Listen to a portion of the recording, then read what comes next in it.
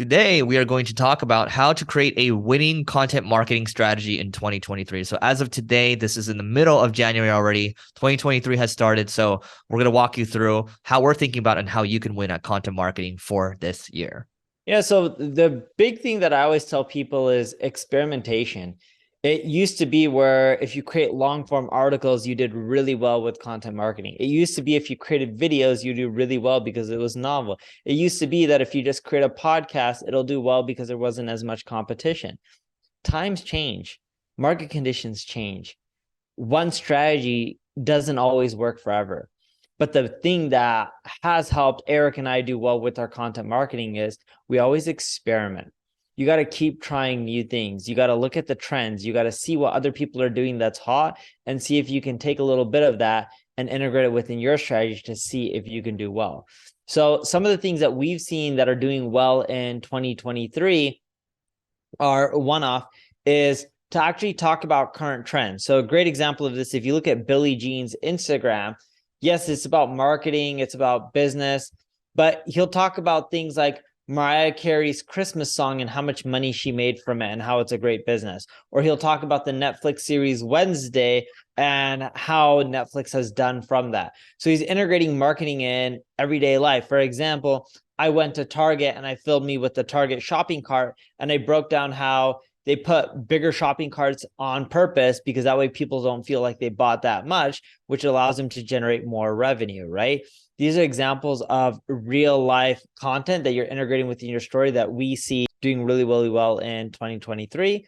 The other thing Eric and I see doing really well this year as well is collaborating with other influencers. Eric's done a little bit with the guy named Chris Do, where they'll both post stuff on their social profiles and they both post the same piece of content and add each other to it. So what it does is it's going out to both their audiences, it's giving them more visibility, and it's also helping get more followers and engagement as well.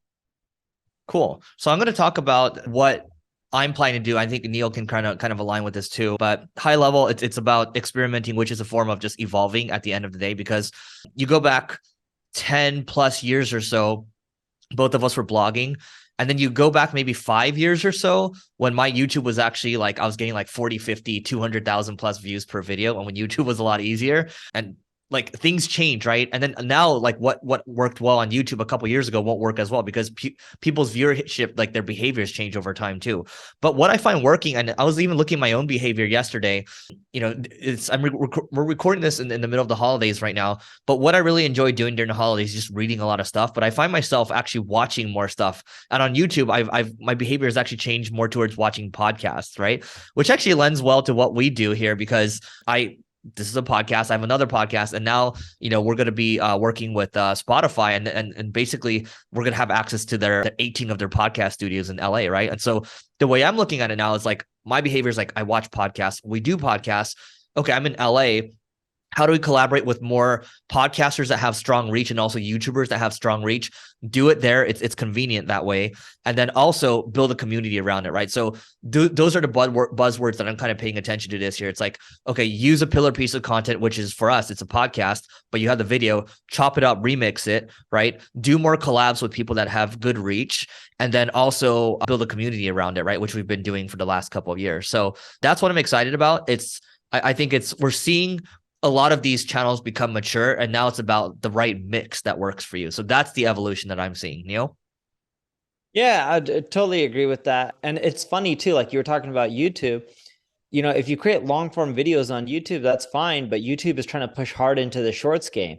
So it's like, if you're not creating the content that they want, you're not going to do as well. And it just comes back to, if you want to do well, yeah, you can copy what Eric and I are planning on doing this year, but more so, you need to get your team, yourself, everyone aligned with continually test and experiment and see what's working and double down on what's working and, do less of the stuff that isn't.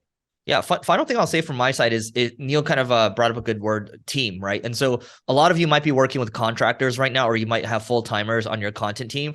it's really important, in my opinion, to align with these people, because whether it's a weekly thing or a bi-weekly thing, just to talk about what you're seeing and what you would like to see with your content, because they can't read your mind. And so I've had to learn that multiple times over the years, right? It'd be nice if everyone could read your mind on certain things, but it's really important that you're clear and you say, hey, here's the vision. Here's what I'm seeing this person, X, Y, and Z doing, and I would like to do it this way.